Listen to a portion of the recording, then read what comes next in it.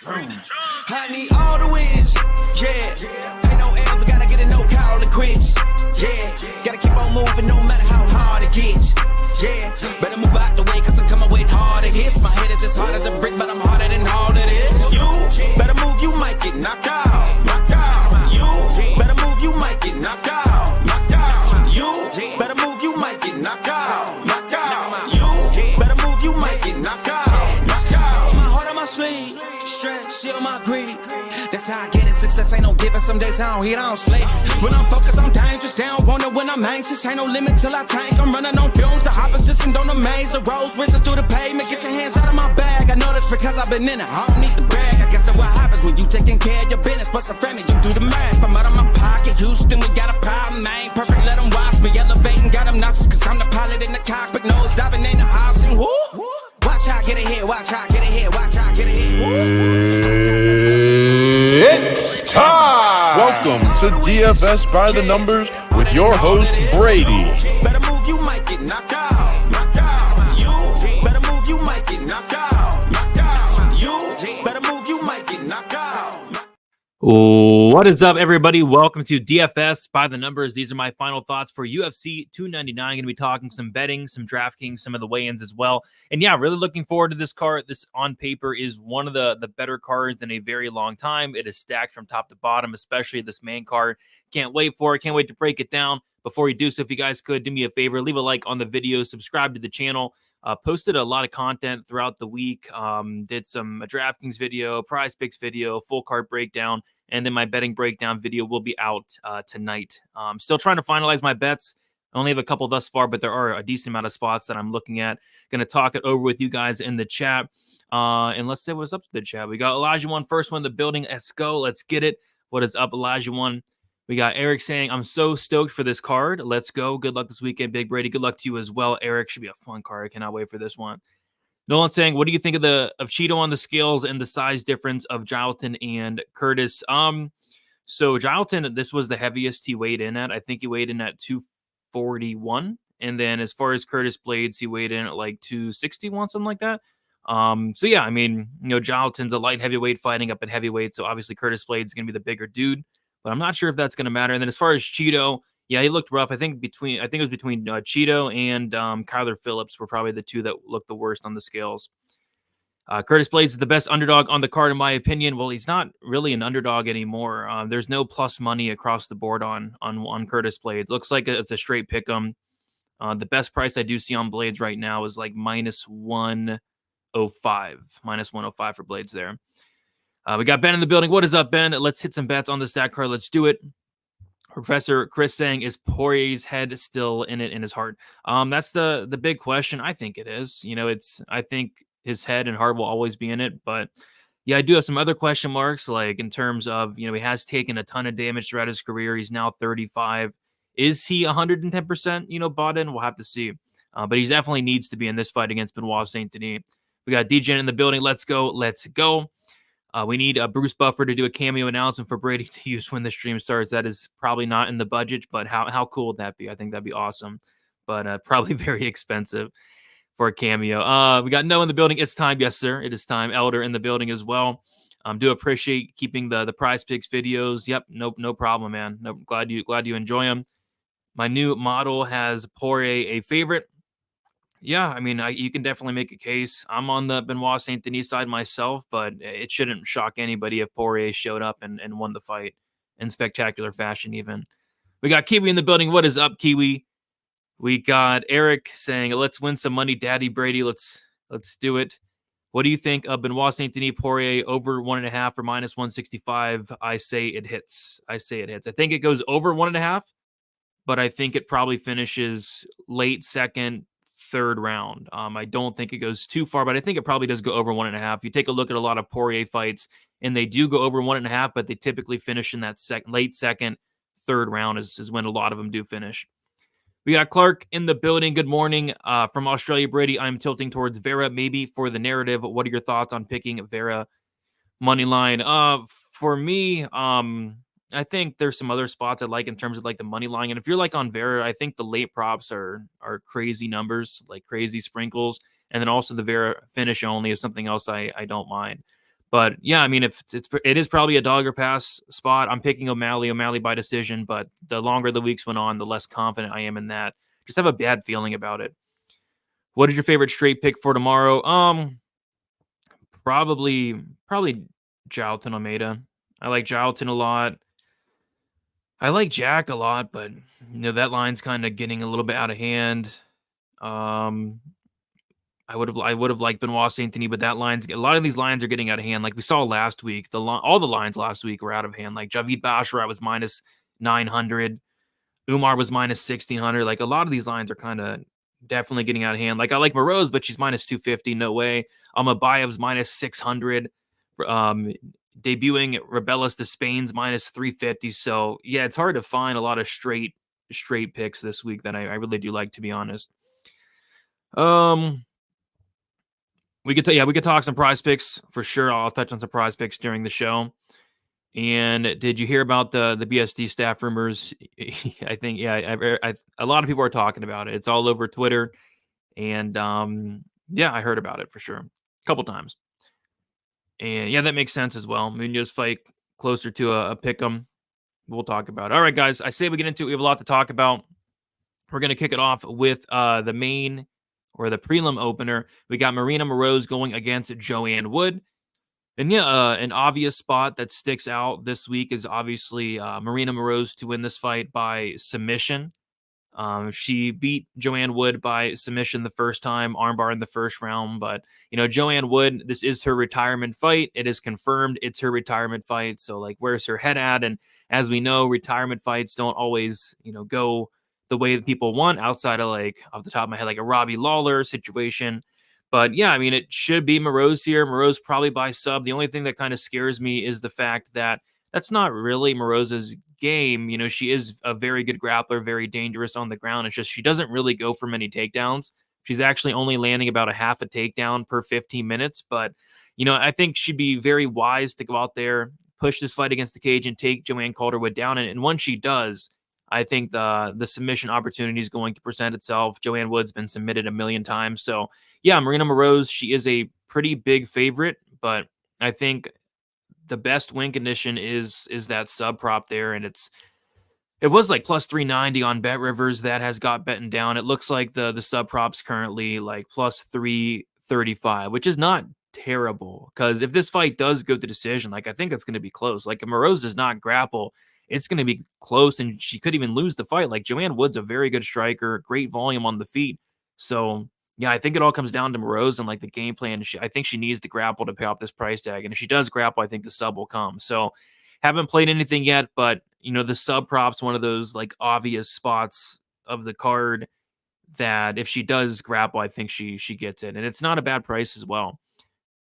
From a DraftKings perspective this week, and I do like DraftKings a lot for this card. 14 fights to work with. I think this is a sneaky fight to kick off the card, because if Marina Moroz does grapple, like I said, I think she gets that sub. And then if she does not grapple, if she goes out there and strikes with Joanne Wood for 15 minutes, like Wood's very live to win this fight. And you take a look at Wood, when she does win fights, she scores very well. She's very high volume, landing almost 7 significant strikes per minute. So yeah, I think it's a really sneaky fight to kick it off from a DraftKings perspective as well. We got the high owl saying, what's a pretty happy International Women's Day. Let's go, Moroz. Yeah, happy International Women's Day to you as well. The high owl. Happy Josh Parisian fight weekend, last fight weekend. Yeah, could be. It certainly could be for sure. Benoit Saint-Denis staff rumors are scary from a DraftKings perspective. I can so imagine the card starting and them announcing late to rack the pay-per-view money. Oh, that'd be terrible, dude. I hope not. But we've seen fights get canceled on fight night before, and it's the worst thing ever. They both suck. I'm staying far away from this one. Nothing wrong with that. Clark saying dog or pass on this one for me. Wood is a good boxer. If Moroz doesn't take Wood down, Wood decision might be money. Absolutely. If all comes down to Moroz's game plan, right? If Moroz wants to go out there and strike, she could very well lose this fight. DP is the dog of the card. People are sleeping on him, and at plus 180 easy money could look like easy money. I'm not getting there myself, but best of luck to you. And I'm also not laying minus 250 or whatever on Benoit Saint-Denis. What is up, LJ? Ain't no way I'm starting off my parlay with this with Moroz. Yeah, I mean that's terrifying, dude. I don't know. I got JoJo. She is better. I don't know, man. I mean, she's 38 and retiring. I don't know about right now. She's looked awful like the last 4 or 5 fights, but if this was JoJo in her prime, I'd be a little bit more inclined to maybe pick her, but this is definitely not JoJo in her prime. She's looked rough the last 3, 4 fights, but we'll see. All right. Moving on to the next fight, we got the biggest favorite on the card. We got Assu-Almabayev going against CJ Vergara. And yeah, we got Almabayev as a very big favorite, the biggest favorite on the card. He's currently sitting as a minus 575 favorite. And then CJ Vergara sitting at plus 425. So CJ Vergara was the only weight miss of the card. CJ Vergara missed weight by a pound, weighed in at 127. And they actually took like another hour to try to cut that extra weight, and he couldn't. And weighed in like an hour later, just about, and then weighed in the exact same, I believe, at 127. So it's a tough weight cut for Vergara. This is the guy who I think has missed weight 3 times now, CJ Vergara. So this might be the last time we do see him fighting in the flyweight division. But yeah, that weight cut definitely has to be tough on him. I'm curious to see how that's going to affect him in the fight. But yeah, there's not really much sticking out in this fight. Another obvious play here would be Assu-Almabayev to win this fight by submission. But I think at this point, yeah, the submission prop is only like plus 110. See, like minus 110, plus 120 best price on that submission prop. The only thing I would maybe do would be to look at those late Assu submission props. I think round 2 sub is plus 575, and then round 3 sub is plus 900. Because I think Vergara is going to be able to hang a little bit. I don't think his submission defense is terrible, but he has been submitted multiple times. He does make a ton of mistakes on the mat. So I'm leading like a second or third round submission for Almabayev, maybe small sprinkles on those. But outside of that, not much sticking out. From a Draftkings perspective, I don't mind some Almabayev 9,500. He has, takedown upside, control time upside, submission upside. So I think he's definitely in play. So yeah, give me Almabayev to win this fight in second or third round by submission. Haven't got to a bet yet, but I'm taking a hard look at those late sprinkles. CJ didn't look great at the weigh-ins, definitely getting finished in the first round. Yeah, he did not look great at all. Missed weight and then couldn't cut that extra pound. We have Tone saying late finish from Cheeto incoming. We shall see. We got Tose, let's go, Tone. We got Uncle Weezy saying, oi, Brady looking to stack him high tomorrow. War, Charlton. Yeah, me and Weezy will be going live in about almost 3 hours with Johnny K and Blood Money, talking some more fights. I think it's going to be me and Weezy's like 4th live stream this week. It's crazy. But yeah, shout out to Weezy. And yeah, War Jalton. I'm on some Jalton bets myself and looking to add. We got Low in the building. What is up? What is up to you? Martin saying, let's go, Brady. Can't wait to hit some round props with you. I've hit so many round 2 and round 3 from your calls dating back to Zellhuber round 2 sub and Brundage round 1 KO. Yeah, that Brundage round 1 KO, it pissed a lot of people off, but it was crazy. It was 18-1, and Brundage went out there and did it. He knocked Jacob Malkoun out in the first round. No, he got the DQ, but it still counts. And then, yeah, Zellhuber round 2 sub was awesome as well. I have a couple round 2, round 3s for this card too. Nothing like not a ton late props sticking out, but there are some that I don't mind. What is there a random Parisian to win by DQ? Is there really? Are you serious? Is that they actually have that? You don't see that too often, huh? So the DQ for Parisian is plus 6,600. Could be worth a small sprinkle, eh? I'm a buy of round 3. I'm leaning round 2, round 3. I'm thinking that cut hurts CJ, absolutely. I'm thinking Assu gets him tired and breaks him for the finish. I'm thinking so as well. I mean, Vergara, his sub defense isn't terrible, but he just puts himself in so many bad spots. I think eventually a sub's going to present itself. CJ having his last fight, Assu by sub. Fighters Fade, UFC, sub Brady. Let's get paid this Saturday. Let's do it. We got Poople. Pizza Face, what is up? I love the Dave. I tailed all your bets last week. Get off your membership now. I got $2.99 betting money. Let's go. Let's do it. Some spots sticking out. I'm still trying to finalize my bets, my betting card, but yeah, there definitely are some spots sticking out. What is up, Lou? Nice to see you in here. One of the moderators in here. What is up? And we got Holland Darce. Yeah, shout out to Lou. Lou is on the Holland Darce. And it's only plus 1,600. I guess they're all over it. Jeez. You think Moroz beats O'Malley? Yeah, I mean, I think Moroz beats everybody. I said it last week or 2 weeks ago. I said Moroz beats any other bantamweight in the world. So kind of weird, right? Like I think Moroz beats both O'Malley and Vera probably in the same night, to be honest. So But yeah, I don't think Rob's going to be fighting either one of these guys. Both guys made weight, Vera and Sean O'Malley. So, but yeah, Merab will get his chance eventually. Holland, round 2 sub, parlay with Benoit Saint-Denis, sub 2-3. Let's go. Hey, both could be on the table. But we'll move on to the next fight. We got Rebellis Despaigne going against Josh Parisian. And there's not... And yeah, I do think Rob beats Umar Nurmagomedov, absolutely. But anyway, so yeah, Rebellis Despaigne going against Josh Parisian. And yeah, I mean, I like Despaigne here, but there are some serious concerns. I mean, first of all, this guy is making his debut, and he's a minus 330 favorite. And I think the reason he's such a big favorite is because, not because he's, oh gosh, actually, money just poured in us on Despaigne. He's minus 373. So yeah, he's a little bit unproven. Only 4 MMA fights. Those fights have combined for like less than 5 minutes. He's fought abysmal competition, but he's fighting Josh Parisian. So should be a good setup spot where the UFC wants him to go out there and not only get a win, not only get a knockout, but probably get a brutal knockout win in like the first 60 seconds. Josh Parisian, in theory, he has a couple paths here. The paths would be surviving those first couple minutes. What does Despaigne look like if the fight were to reach a second round? What would happen if Josh Parisian got on top of Despaigne? Probably not good things. So yeah, Josh Parisian definitely has paths here, but at the end of the day, it's Josh Parisian. And I kind of think Josh is going to go out there and try to strike with this guy, and it's probably going to end very poorly for him. So yeah, I think Despaigne probably knocks out Josh Parisian in 60 seconds or less. I like Despaigne from a DraftKings perspective for that reason. In terms of a bet, I don't know. I mean, I think the under 1.5 rounds hits, but it's like minus 315, minus 375 on a book, minus 325.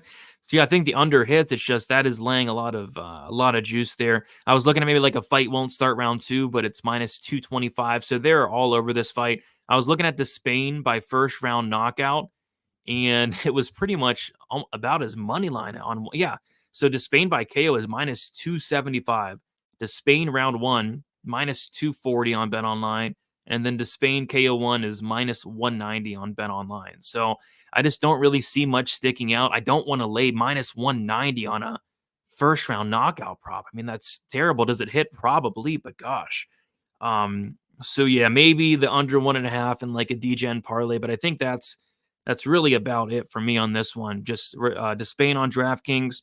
And then as far as a dart throw, I don't think Josh Parisian's the worst dart throw in the world, but I think Despaigne probably gets him out of there early. You guys ready for a Cheeto round 5 KO upset win? Maybe. I think if it does get to the later rounds, Cheeto will be potentially live for a late finish. We'll have to see. We got Sniper in the building. What is up? Max Bet Dralton. No, thank you, but I am picking him to win. Favorite round prop, I like Dralton sub early. I'm on those two. Dralton sub 1, sub 2 are crazy prices. What are the fight starts round 2 for the Parisian fight? I think it's like, let me see here.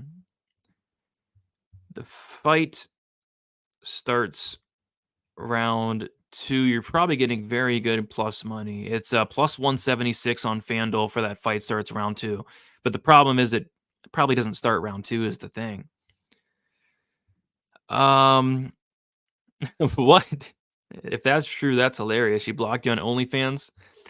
Despaigne under 60 seconds is plus 400. Yeah, that's not terrible. This guy seems to have the death touch. Plus 400 is not bad. Rebellis KO, this is easy. I agree. It's easy. It's one of those spots where it's easy, but the line's just trash. Like last week, we all thought Javid by decision was easy. The line was trash, and it didn't work out. This line's trash. Rebellis by KO, but it's just a trash line. Fight to end in 60 seconds, plus 350 on DK. I think it could hit.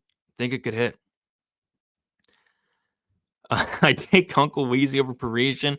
You must have not saw the Parisian hype video I posted on Twitter then. I mean, Parisian's been putting in some serious work. He's been working on the footwork. He's been working on... That's about it. It looks like he's been working on that footwork from the hype video I posted on Twitter earlier in the week.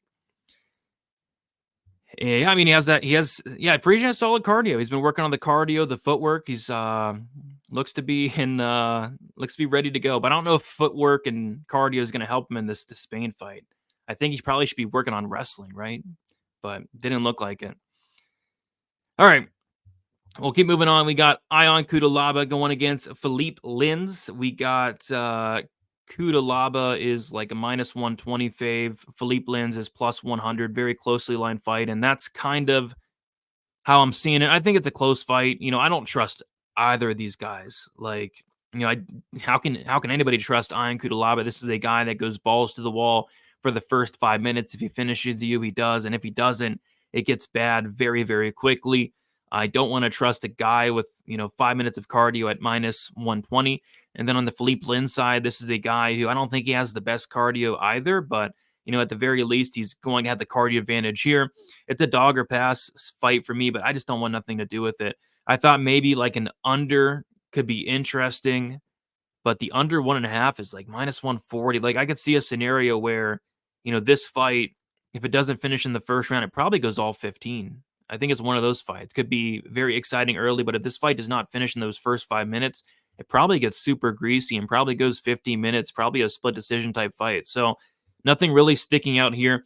I think a sneaky prop, or I thought would be a sneaky prop, would be like Lins by submission, but it's only +550. Like, I don't think Lins even attempted a sub in the UFC. He definitely has no subs in the UFC, so I think it's more so because Caulibaly gets subbed all the time, but I was expecting like a much better price than +550 on a Philippe Lins sub prop. We'll have to see what like FanDuel and like Bet Rivers opens up, but yeah, that's kind of trash. They're kind of all over it. But yeah, Philippe Lins by sub could be sneaky. We'll have to see where FanDuel and Bet Rivers puts it though. But other than that, nothing really sticking out here. What I will say though is from a Draftkings perspective, although I think this fight is a complete landmine, I think it's going to be a car crash. It's a fight where I don't have confidence in either side. What I will say from a DraftKings perspective, I think this fight is very important. I'm hoping it comes in under owned because, yeah, 8,400 for Caulibaly. If he wins, it's probably a first round finish, and then 7,000 for Lins. He could even win in the first round himself. But yeah, I think this is a very good fight to own on DraftKings because it is an Ion Caulibaly fight. So from a DraftKings perspective, I'm going to be very heavy on it. But from a betting perspective, not much is sticking out at all. Sprinkle Caulibaly round 1. Let's see what it is. So Caulibaly round 1. Holy crap. +185. Yeah, that's terrible. That's terrible. 1-800 gambler. Yeah, borderline. Despaigne's first 3 opponents had an 0-0 record. Yeah, it's terrifying, dude. This guy's -370. He's proven nothing. I hear they are letting Josh wear his running shoes in the Ogni. Yeah, if that's the case, man, maybe Josh can pull it off. Yeah, it's a dog or pass for me here as well. I can't trust that. Maybe a good live betting spot. Like if Caulibaly doesn't destroy Lins in the first 5 minutes, maybe Lins live. I'll be looking at that, but I don't know. I don't trust neither of these guys. Lins looked good at weigh-ins. Yes, he did. See him finishing Ion in the second round. I could see it. I don't hate those like Lins late props. Lins round 2. That's actually not bad, man. So Lins round 2 is +650. Lins round 3 is +1,200. And then I want to see what those sub props are as well. So I don't know if I'm going to get there, but I'll write those down because those aren't terrible. And those are on Bet Online. So on another book, they're going to be a lot better than that as well. So Lins round 2, round 3 might be a good look. Shout out to Elder for that call. Yeah, I want to see a Wheezy ass shaving hype video. That'd be awesome. Lins pulls out from the fights for medical reasons a lot. Caulibaly is not trustworthy pass. Yeah, Lins has pulled out of a ton of fights. Me and Wheezy talked about it on Stat Diggers. He has more pullouts, I think, than Alex Perez last week and Matt Schnell, which those guys pull out a ton. We got Lou saying, Brady, Lou has authorized me to tell you the new Twitter plan is to go. Yeah, let's do it. Let me know what the handle is, and I'll shout you out. Very happy that Lou's back on Twitter. The people have been asking for it for a long time. And some hilarious ideas. Okay, I'm looking forward to them. Yeah, Lins live bet, Lins late props could be interesting. All right, moving on to the next fight. We got Michel Pereira going against Mikhail Oleksiejczuk. Very interesting fight here. The line has not moved a ton throughout the week. It looks like Michel Pereira -145 and Mikhail Oleksiejczuk +125. One thing that I found interesting, and it's kind of a big thing going around, is the Mikhail Oleksiejczuk interview, which It is in Polish, but, people were translating it. And basically, Mikel was talking about how for this camp, he doesn't want to pay his coaches. So he said he's his own coach for this fight. And for his sparring partners, he's like sparring his buddies. And I don't really know what to think about that. So he's his own coach for this fight. Like, I don't think that's the best strategy going into this fight here. So that kind of scared me off a little bit. But yeah, I think at the end of the day, this is a pretty close fight. Shout out to Probability with Uncle Weezy. We did it on his channel on Wednesday, I believe. And a spot that kind of stuck out on the betting sheet was Pereira by sub. And Pereira by sub was like my first initial thought. Michelle Pereira by submission, my first initial thought. And then Weezy brought it up. And yeah, I think the sub could potentially be in play this week just because Oleksiejczuk has been subbed quite a bit. He's been submitted 4 times. I think his ground game is a huge hole in his game. The problem with Pereira is I don't know if he's going to, wrestle. I don't know if he's going to get the fight down to the mat, but I could definitely see a scenario where Pereira does eventually get him down and taps him out because Pereira is a black belt. Pereira has finished a lot of wins by submission. So yeah, I think the submission for Pereira could be interesting. Think it's a dog or pass from a money line perspective, but yeah, that interview with Mikel Oleksiejczuk, it definitely shook me a little bit. I mean, I don't think I've ever heard of something like that. So from a DraftKings perspective, I like Mikel. 7,500. He's a lot cheaper than Michel Pereira. I think he has maybe some finishing upside, some good volume, some good power, but I don't know if I'm touching it from a betting perspective. Outside of, like I said, those Michel Pereira submission props I think could be sneaky because if he does grapple, yeah, he could submit Mikel Oleksiejczuk, who's been submitted twice in the UFC and twice out as well. So yeah, interesting fight here, but I thought that, the interview was very interesting. Shane made it. Shout out to Shane. Mike Perry, his girlfriend corner worked. Yeah, it did work out for him. It did work out for him. So Mikel Oleksiejczuk, I don't know who he's going to have in his corner. Maybe his buddies, or I don't know. Oleksiejczuk is too hittable. Yeah, he's a tough guy, though. Both these guys are pretty tough. Oleksiejczuk is a decent dog play, especially with Pereira. Goes old school with the breakdancing routine. Yeah, if you see Pereira breakdancing on the walkout, you bet Oleksiejczuk right then and there. Pereira is much more trustworthy these days. That is true. I say the fight goes over, probably Pereira by decision. Yeah, I think it goes over as well. Moroz right with the books on this one, getting Pereira minus 175. Oleksiejczuk is a decent dog play. We talked about that. Don't say that. I have him bet by Pereira by decision. I could see. I mean, all this guy does is win by decision. I really like Pereira at 185. I'll take it and win by decision, maybe TKO. Pereira looked scary, massive. Yeah, he's a big dude, man. Big dude. I don't know how he got down to welterweight. Mike Perry did something similar. I just needed someone to hold the water. Pereira gasses from backflips. Oleg finishes. Maybe. Yeah, we'll see. We'll see if he does that 20-minute dance routine on the way out. All right, moving on. We got Kyler Phillips going against Pedro Munoz. We got Kyler Phillips sitting at minus 204. Pedro Munoz plus 174. Not much sticking out here. I think Phillips probably wins this fight, probably wins it by decision, winning those first 2 rounds, maybe dropping the third. A spot that I had circled this week was the Pedro Munoz plus 3.5, which I think is a really good spot this week because I think the majority of the finishing upside is on the Munoz side. And then I also think that Munoz can probably win that third round because Kyler Phillips tends to drop third rounds all the time. I don't think he has the best cardio. Also looked like Kyler Phillips did have a tough weight cut as well. So yeah, the plus 3.5 for Munoz is not bad on DraftKings. It's minus 145. But when I was looking for what that was, I saw the finish only for Munoz at plus 165, which I think is crazy. There are 2 guys on this card who are just next level durable. And one of those guys is Pedro Munoz. This guy has 28 fights, 8 losses, all 8 come by decision. We've never even seen this guy knocked down, and he's been in the UFC for forever, and he's fought a bunch of great guys, a bunch of hard hitters. Pedro Munoz is as tough as they come. So to see Pedro Munoz that finish only at plus 165, I had to hop on. I think if there's a finish, it is on the Munoz side. Like if Phillips, gasses out, gets finished late, or maybe Munoz does land a big shot or finds a sub, I think the finish upside's on the Munoz side, but I think that probably does push. I just thought that plus 165 finish only was interesting. From a DraftKings perspective, I think there's much better plays than Phillips. I think a Phillips win, is kind of a decision win, not much wrestling, probably doesn't score well. If anything, I'm taking a look at Munoz down low, but not too interested in this fight other than that finish only there for Munoz at plus money. And then also that plus 3.5. I think he could win at least one round. People sleeping big time on Munoz. Phillips is more skilled, but gets tired late in fights. Yeah, all the time. And this one likely goes to decision. Yeah, it could be close. Could be close. I think Phillips probably does enough in those first 7.5 to 10 minutes. But yeah, that's why I kind of like that plus 3.5. We got Parlay Pat with the $4.99. Appreciate you, Parlay. He says, let's make some money tomorrow, boys. Let's do it. Let's do it. I might take the Munoz money line. Yeah, Munoz money line. I personally more so look to that plus 3.5, because if you take that plus 3.5, he doesn't need to win the fight. All he has to do is win a round. I kind of like that. But yeah, Munoz or bust on DK. Yeah, same here. Munoz or pass. Pedro survives an early onslaught and eats up Kyle with the leg kicks. Could be. I mean, it's going to be tough for Kyler Phillips to get Munoz out of there. Kyler got this. Their gym is amazing. Yeah, great gym for sure.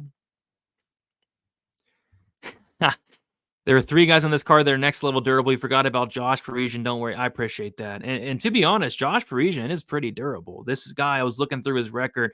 I don't think anybody's knocked him out in the first round ever. So Despaigne would probably be the first one to do it. Like when Josh Parisian typically loses the second or third. I know Martin Budai subbed him early on, but yeah, Josh Parisian's actually is, kind of durable for heavyweight standards. He's not that great, but he is kind of durable. Yeah, Josh Parisian only been knocked out twice in 22 fights. Favorite dog on the card, Munoz. There you go. All right. Should be an interesting fight. Moving on, we got the second biggest favorite on the card. We got Matheus Gamrot going against Rafael dos Anjos. Yeah, not much sticking out here at all. I think it's a pretty clear Gamrot spot, pretty clear Gamrot by decision. I was actually looking to maybe parlay up Gamrot when he was minus 310 last week on FanDuel. And now he's currently sitting anywhere from minus 400 to minus 500.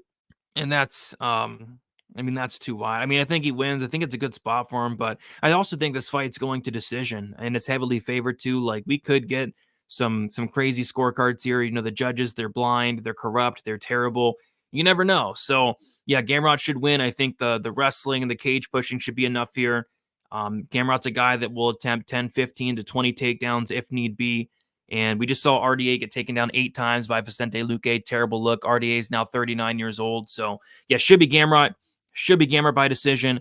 But Gamrot by decision is like minus 170, minus 165 best price there. So I'm not laying minus 170 on a decision prop. I didn't do it last week with Javid, and I'm not doing it this week with Matheus Gamrot. But yeah, I think he wins by decision. Draftkings is interesting. I don't know what I'm doing with Gamrot yet, because from a DraftKings perspective, you have Almabayev 100 more. You have Despaigne 100 less. I don't think Gamrot's a terrible play. Might get to a little bit of him, but he's not my favorite play up top. And as far as RD, I'm just staying away from him. I don't think he wins this fight.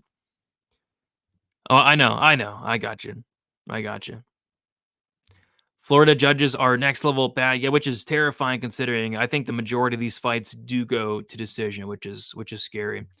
All clear. It's Gamrot by wrestling easy. Absolutely. I think he gets it done and should go out there and win. But I don't know. I don't know what is really sticking out from a betting perspective in this one. Yeah, over hits. I think the over hits, but the over 2.5 rounds is something crazy, like minus 290. And that's best price. Minus 350 is out there. Minus 385 is out there for the over. Yeah, the odds makers are expecting it to go to decision, as am I, but you got to pay a premium for that. Who are you more confident on? Almabayev or Gamrot? I guess Gamrot, but I think they both. I'd be surprised if either one of those two lost, to be honest. Let's see. You think Parisian's live here?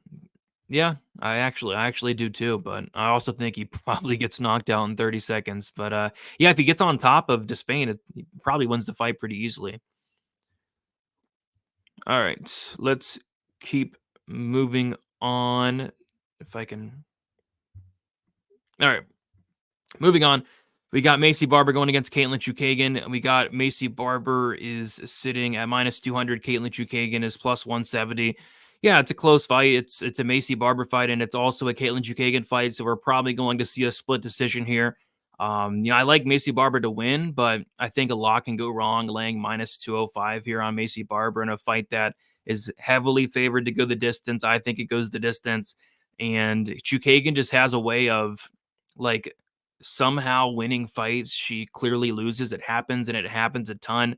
Like, I'm not sure what it is, but the judges seem to love Caitlin Chookagian.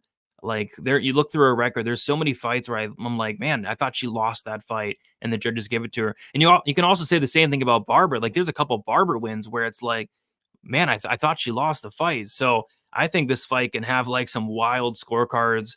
I lean Barber just because I think she's going to, have more power, land more damage in this fight. But Chookagian always seems to find a way to make fights super close, and this should be one of those fights. So yeah, I'm staying far away from this fight. No prop sticking out, nothing sticking out. And then from a DraftKings fight, I'm pretty much fading this entire fight. I don't think it scores well. So yeah, fading this fight from all perspectives, but the pick will be Barber. Can you recap your bets at the end? I don't really have much bets right now, Patrick. I only have a couple. I'm still going to add quite a few more bets. So be on the lookout for the betting breakdown, but I don't have much bets as of now. Death taxes and Chook by decision.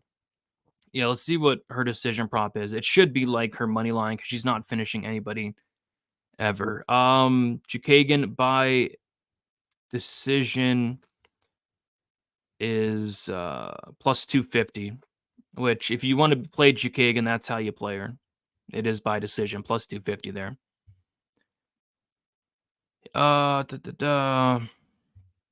Take Caitlin by close decision. I believe her distance control. Yeah, she has great distance control.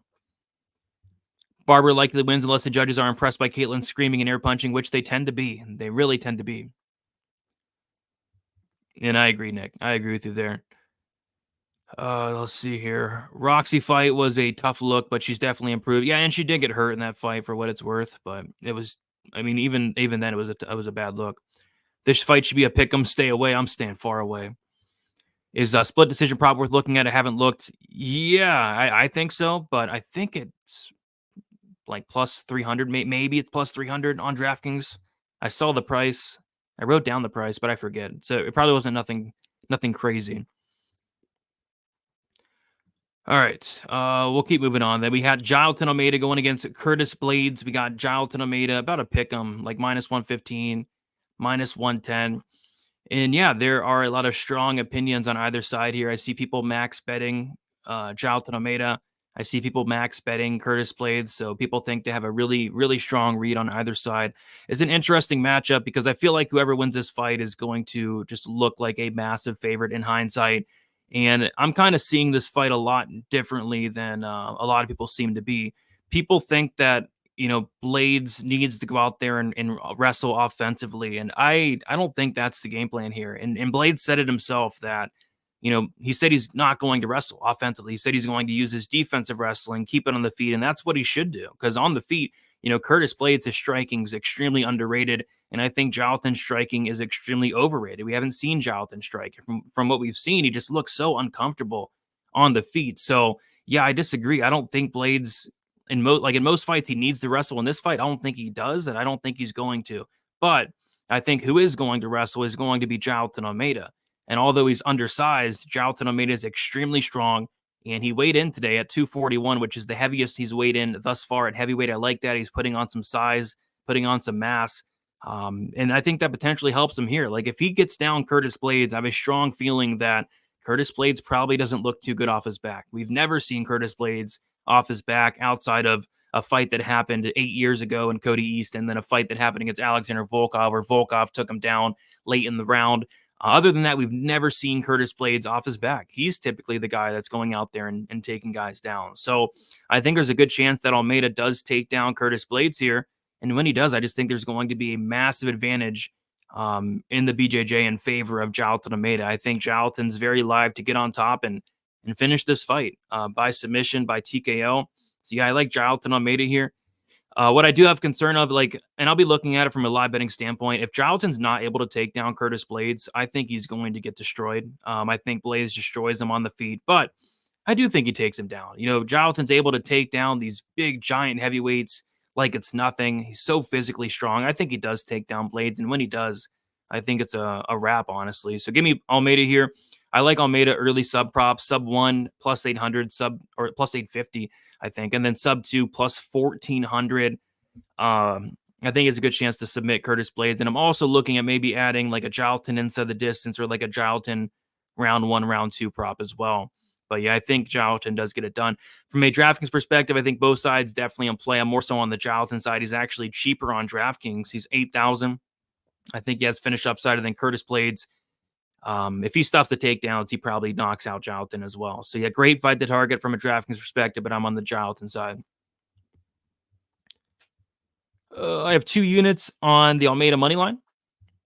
It's Almeida all day, man. My sub by sub is my pick. Yeah, I'm thinking the sub is very live as well.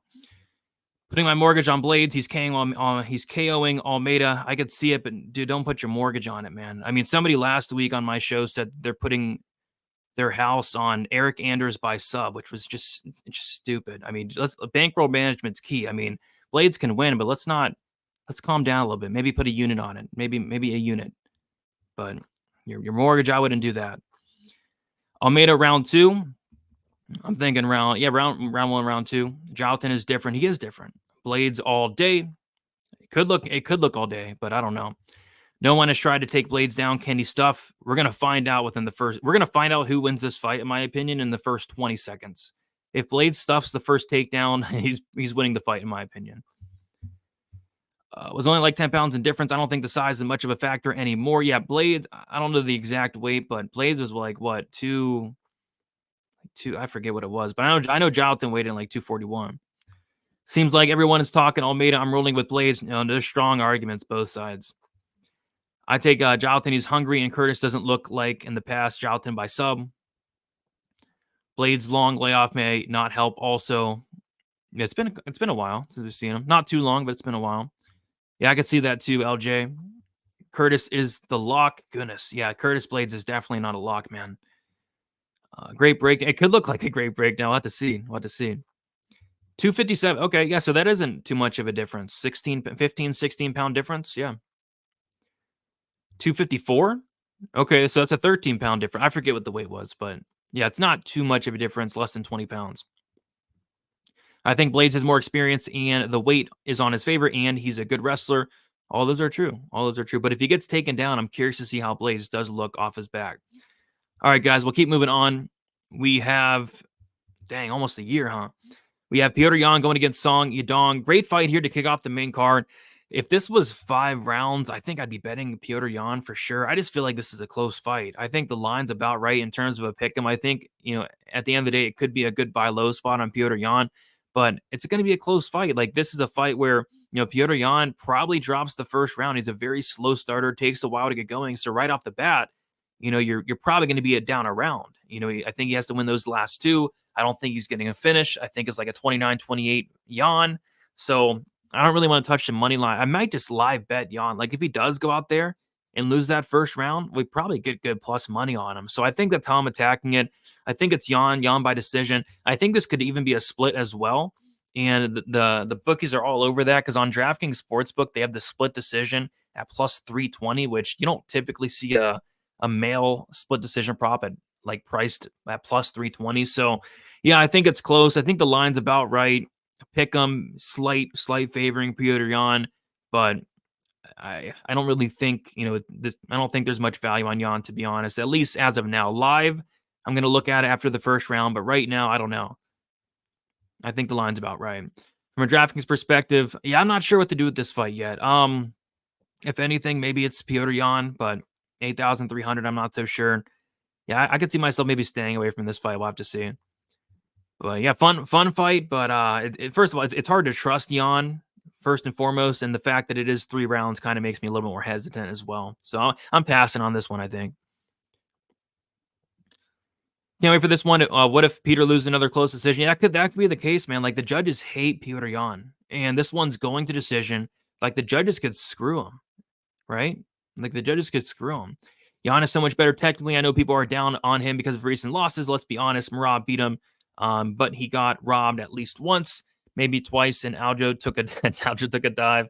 Yeah, the Aljo DQ, and then there was the second fight where Could go either way. Jan, Sterling, and then there was the O'Malley fight, which could have went either way. So yeah, close fights there. I say this with the utmost respect, but this is probably the highest level 1-800, right? I agree. It's hard to trust the judges. It's hard to trust Jan. I'm staying away from it personally. I just don't trust Jan's low IQ anymore. I pick Song by decision. That's a good point. I bet 7 units on Burn to sub Jack, 2 units on Jonathan to sub Blaydes, 5 units on Saint-Denis to KO or sub, 2 units on Song by KO or points, 3 units on women's fight going the distance, on all the women's fights going the distance, 3 units on Gamrot. 7 units on a sub prop to win like almost 25 units, dude. That's crazy. I like the Jonathan Blaydes. I don't mind the Saint-Denis Song. I don't mind it. I think the Moroz fight could finish. Yeah, best of luck. It looks like you're going heavy on this card. A lot heavier than I am. I don't have much bets right now. Agreed. Prime Jan is coming. He is just 31. Yes. He's still in his prime, but gosh, 1-4 in his last 5 is sketchy. All right, guys, let's keep moving on. We got Jack Della Maddalena going against Gilbert Burns here. And yeah, this is a close fight. The line doesn't really indicate that, but I think it's a binary fight. I'm on the Jack Della Maddalena side. It looks like money has came in on Jack right now. He's minus 170, but yeah, I like Jack. The only concern is, and it is a big concern, is, Jack Della Maddalena seems to put himself into a bad spot on the ground in like every single fight. And he's going against Gilbert Burns, which is going to be the best grappler he's fought by a mile. So if you are on the Jack side and, he does get taken down by Burns, you're going to be, holding your breath. But, to his credit, he does do a good job at, getting out of submissions, working his way back up to the feet. And his takedown defense isn't bad as well. And I'm sure that's all he's been working on, in the past, in this fight especially. So, yeah, I like Jack here. I think he can either A, stuff the takedowns, keep it on the feet, or B, if he gets taken down, stay safe and on the feet. I just don't trust the durability of Gilbert Burns. He's 37 at this point. A little bit of a layoff coming off an injury for Gilbert Burns, and Jack's striking is very good. The way he mixes it up to the body, tons of power, great combinations. I think Jack's very live for a knockout as well, and that's kind of what I'm looking at. Jack Della Maddalena, he's minus 170 on the money line. I think the Jack Della knockout at plus 165 is a solid look. I haven't bet it yet, but I'm looking at something along those lines. And then also, if you're on Burns, you got to love that sub prop, which is plus 380 for Burns by submission. I think that's probably how he wins the sub. So I'm on the Jack side looking at the KO. Haven't bet anything yet, but I'm taking a hard look at it at plus 165. From a DraftKings perspective, great fight to target. Although I'm picking Jack, you can't ignore Burns here at 7,600, a guy with, takedown upside, submission upside, very cheap. So yeah, Burns definitely a play on DraftKings. As far as Jack, I think he's in play as well. Great volume, power, and I think he's live for a knockout. The under 2.5 is a very popular play. It's been getting smashed throughout the week. I think the under cashes as well. So yeah, give me some type of violence here, but I'm more so on the Jack side. Appreciate you, Vicky. Let's see here. Fairly big jump in comp. That is true. That is also true. Jack Della looked so bad on the ground last fight. It would be the 2 fights going against Basil Hafez. Yeah, he's just making a ton of mistakes, man. I mean, Jack jumped guillotine 5 times in that fight, and then in the 3rd round he had Hafez hurt, and instead of pounding him out, he took his back and got reversed. I mean, it sucked because I had Jack KO 2 and KO 3, and somehow they didn't cash. But yeah, he made him a ton of mistakes.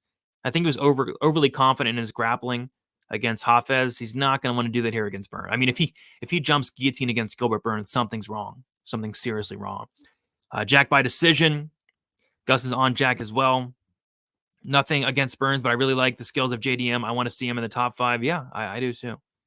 JDM has been training with Craig Jones for what it's worth. This matchup kind of resembles the Blaydes Almeida matchup.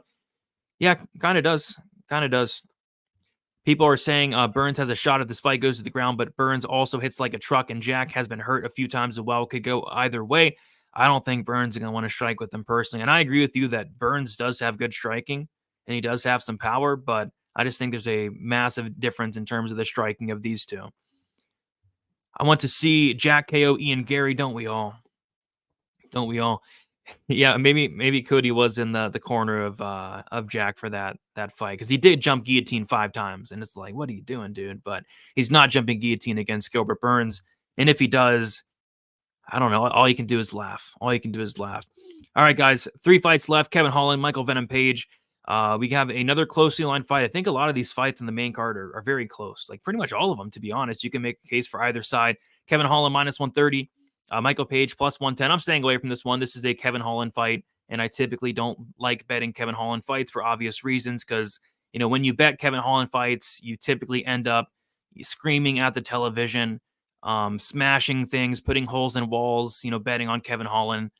And yeah, he has all the tools to win this fight. It's just he's not going to use them. I think he's going to play Michael Page's game. I think it's going to be a fight that takes place on the feet. I think it's probably competitive. Both guys have their moments. I think it probably goes to decision. So, yeah, I mean, I'm not touching this one. This one, I'm just going to sit back and watch. I don't trust Kevin Holland to do anything smart in the cage. You know, I'm passing on this one. From a DraftKings perspective, I'm not in love with it, to be honest. Like, I don't know. I don't really see myself playing either of these guys. I kind of think this fight might be a lot slower pace, a lot lower volume, because that's kind of how Michael Page fights. You know, this guy's very flashy, very long, very rangy, doesn't throw a ton, has a lot of power, but yeah, I kind of see this fight going to decision and not scoring entirely well. But yeah, the pick is, I don't know, it's dog or pass. It's Page for me, but I'm not overly confident in it, and I'm not touching this fight. Are you watching Joshua versus Francis later? I may catch it. Do you like Jack's cardio? I don't mind it. I don't mind his cardio. I missed the weigh-ins. Does Burns have 300 abs? Yeah, Burns looked pretty good. Good fight, but total 100 gambler. Holland has some advantages, but he's as untrustworthy as it gets. Yeah, Kevin Holland has the worst fight IQ in the UFC, and I don't think there's a close second. I mean, you know, watching that Wonderboy fight and Holland ending up on top and him just basically helping Wonderboy up was just next level terrible fight IQ. How anybody can bet this guy is crazy. I don't know. I can't. I stopped trusting Kevin Holland a long time ago. Close fight, but I take Kevin. Yeah, it could be like a split decision type fight. I can see that. Potential fights to go the distance. I think a lot of them do, man. I think the O'Malley-Vera fight probably goes the distance. I think Holland Page does. I think Jan Song does. I think Barber Chookagian does. I think Mateus Gamrot does. I think the Phillips fight does. I think the Pereira Oleksiejczuk fight can. I think even the Linz fight can go to like a greasy decision. I think Moroz could obviously go to. I think a lot of these fights can go to decision. I don't see a ton of violence on this card, which sucks, right? But the fights are great, but in terms of violence, I'm not seeing much. All right, here we go. We're doing great on time. We have the co-main event. We got Benoit Saint-Denis going against Dustin Poirier. We got a lot of money coming in on Benoit Saint-Denis throughout the week. He's now minus 210. 210. He was around like minus 130, minus 150. Dustin Poirier plus 175. Yeah, I mean, this is my favorite fight on the card. I'm not sure how I'm playing it yet, but what I don't hate is like some type of under, not the 1.5, because I did the math, I did the numbers, and I can pull them up here for you guys. So in the last 10 years, Dustin Poirier has had 12 5-round fights. 12 5-round fights. And only 5 of those fights did not start round 3. So 7 of his 12 have started at round 3. So typically, you know, Poirier's fights, they do start round 3 more often than not. But a lot of those fights are ending like early round 3. So 9 of his 12 fights have ended under 2.5 rounds. 10 of his 12 fights have ended under 3.5 rounds. The 2 fights that did go the distance for Poirier in 5 rounds was the Hooker fight, and then was the Max Holloway fight, which Max Holloway and Hooker are next level tough and next level durable. So I was thinking maybe like the under 3.5. Maybe the fight won't start round 4, something along those lines. I haven't bet anything yet, but I'm thinking something like that. If you like the over 1.5, I think it hits. It's just you're paying a hefty price tag on it. The over 1.5 is minus 205. It'd be wouldn't be shocked if somebody got finished under 7.5, but I think it does go over 1.5, but I think it finishes either late second and sometime in that 3rd round. I love this fight from a DraftKings perspective. Benoit Saint-Denis, one of my highest exposed plays on the slate. I think he's the younger guy at this point. I think he's the more durable guy. I like the grappling upside for him. I think he's live for a sub. And then on the flip side, you have Dustin Poirier at 7,300, just way too cheap. And it should not shock anybody if Dustin Poirier goes out there and pulls off this upset, and if he still has some left in the tank. So great fight to target on DraftKings. Is going to be close to 100% owned on it as possible. I'm leaning Benoit Saint-Denis by finish at some point. And then as far as the bet goes, I'm looking at like an under like 3.5, or like the fight won't start round 4, something like that. But nothing yet. Have we got an answer on the staph? No, we have not. But yeah, it looks like a staph infection for sure on Benoit Saint-Denis' face. Yeah, you can get a couple good looks. Like, it's all over Twitter. There's a couple good shots of it. I think Benoit Saint-Denis has grappling success, but I can't bring myself to bet against my favorite fighter. Yeah, especially at this price tag. It's kind of disrespectful. And yeah, this is a 5-round fight. Dustin's gonna whoop him. He could. We'll see.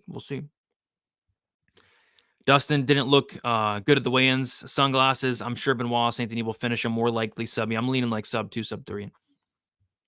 All right, one fight left. And then I think the weigh-ins are starting at like 5:15-ish. So I want to watch those at the ceremonials. All right, we got Sean O'Malley, Marlon Vera. We got Sean O'Malley, pretty big favorite, -270. Marlon Vera, +230. And I think as the weeks went on, I'm like getting like less and less confident in O'Malley. But I think he wins this fight. I think he's the much more skilled fighter. I really do. I think he's the much better striker, offensively and defensively, more accurate, more defensively sound, higher volume, higher activity. Just a really, really good striker. I don't think the ground game is going to come into play. Marlon Vera is not shooting takedowns here. Would it be smart to? Yeah, but it's probably not happening. This fight is going to take place on the feet. So yeah, should be Sean O'Malley here. And I'm thinking O'Malley by decision, but Marlon Vera is one of those guys you just can't count out. He's a guy that is losing every single second, a lot of these fights, every single second up until he lands a big shot and knocks you down or knocks you out. In terms of durability and cardio, it's all in favor of Marlon Vera, so he has some of those going for him. So yeah, this price tag is just crazy to me. Like, it really is. Sean O'Malley -270 is wild. Going against a guy, Marlon Vera, who has been 5 rounds, who has fought good fighters, who has next level durability. I think it's a kind of a crazy line, but so yeah, I'm not touching O'Malley -270. And then some people in the chat were saying it, like the Cheeto late props, they're always good looks. Marlon Vera takes a while to get going. In 3-round fights, he'll take off the first round, start going in the second. In 5-round fights, he's probably going to take off the first 2 rounds, and maybe the third, and then get going. Right, that's what he does. So yeah, Marlon Vera late round props could be interesting. They have been hit. They are very popular. And then also, I don't mind the Marlon Vera finish only. On BetOnline, they have the finish only at -115 for Marlon Vera. But on FanDuel, it's like +140, and DraftKings +140. So the finish only for Marlon Vera is what I have. And then I'm thinking maybe the late props, but I'm not so sure. I think O'Malley probably does win this fight by decision, though. From a DraftKings perspective, it's interesting because, like, O'Malley, I think he wins, but what's his upside? He's not going to grapple.